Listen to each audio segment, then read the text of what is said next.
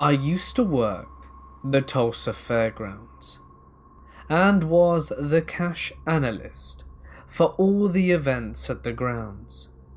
This included the racetrack, pavilions, and multiple barns and rodeo areas. So I was there constantly, and was usually the last one to leave, at 2 to 3 a.m. in the morning. Well, part of the money room / vault is the converted auxiliary / barracks from the original military posts in Tulsa.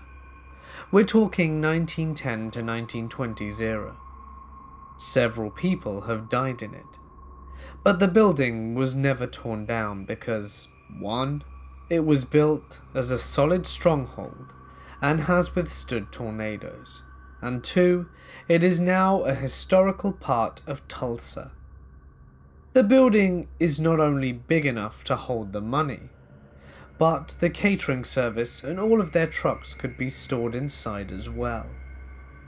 Some of the ground workers had told me to watch out for one of the soldiers who passed, as he was a common ghost sighting and was a trickster.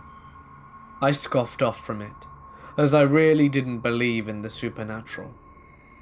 One night though, I could feel some electricity inside the vault of the money room, which you have to get through 3 bulletproof doors to get into, and I just scoffed it off as a storm coming.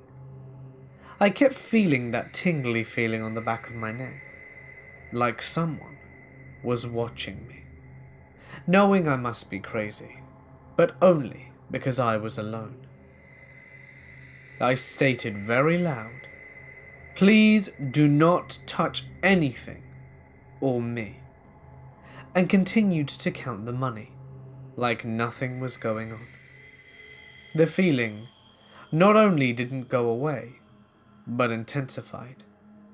I stopped what I was doing, and it almost felt like there was a face over my shoulder, but I dared not turn around, just looked straight ahead. Next thing I know, my hair was pulled harshly under my low ponytail, and enough to pull my head back. I said nope, finished the vault and left for the night. The next day, we checked the cameras that were in the vault, and one of the cameras had a perfect profile of my face, and you could see the hair move on its own, like someone was flicking the end of the ponytail. Then, that's when I stopped, looked straight ahead, and literally the hair could be seen pulled from under my ponytail, as my head was bent back.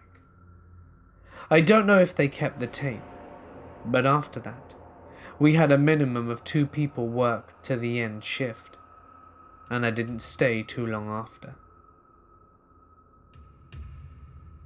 I work in theater. Most theaters in the UK are well over 100 years old, and the buildings are even older. Most theaters aren't built as theaters. They're just converted in the Victorian era. There's always stories about ghosts. Hundreds of people claim they've seen or experienced them. A lot of the older venues also do ghost walks. One venue in Scotland has a ghost light, or a lamp on a tall stand that they leave on stage at night when all dark to keep the ghosts away. Freaks a lot of people out when they see it. I myself have had 2 experiences that can't be explained, and a third that probably can, but those of us there still kind of struggle to. The first venue I worked in had a ghost in the circle level of the auditorium. It was where the control position was, so a lot of people claimed some interaction.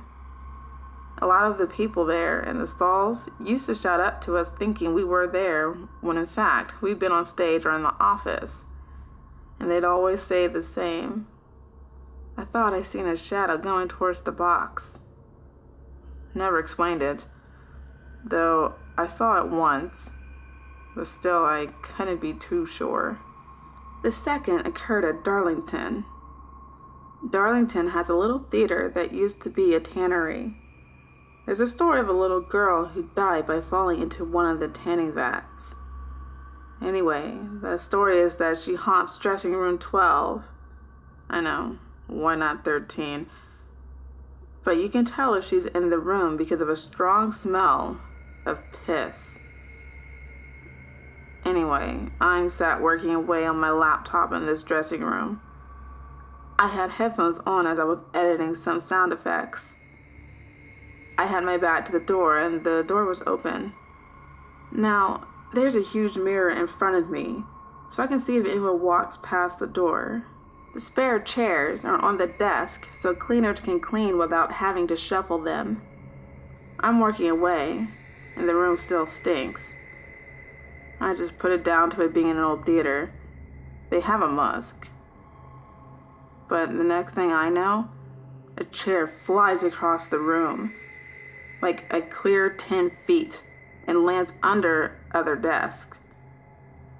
No bouncing, no rebounding. It was like it was pulled by a rope. I sat there in shock, trying to understand. My manager, who was in the next room, comes running in to see what happened. Neither of us could figure out how it happened and just kind of brushed it off. The general manager of the theater heard about it. He came up to ask me about it, and that's when he told me of the story about the little girl. We were in a small opera house. It was a beautiful little theater, really, but quite old, as in one of the oldest in the UK. The in-house guys told us about the ghost of the old fly man. He apparently had gotten jilted by his wife and then hung himself in this theater. This happened in about 1907 or something like that.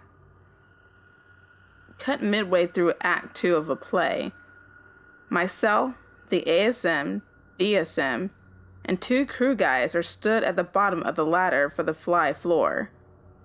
Now, it's worth mentioning that it's the only way to the fly floor. There's no other way anyone could have gotten up there, unless, they cut a hole in a 300-year-old brick wall, 40 feet in the air. We hear footsteps, walking up and down. We all put it down to a crew guy having a nap up there or something. End of the show comes. Both crew guys and our company manager arrive in the wing with us. There's no one else in the building. The cast are all on stage. But we hear the footsteps again. Crew guys just nod and say it's the old fly man. I'm taking none of this bollocks and ask if I can go look. They shrug and say, okay.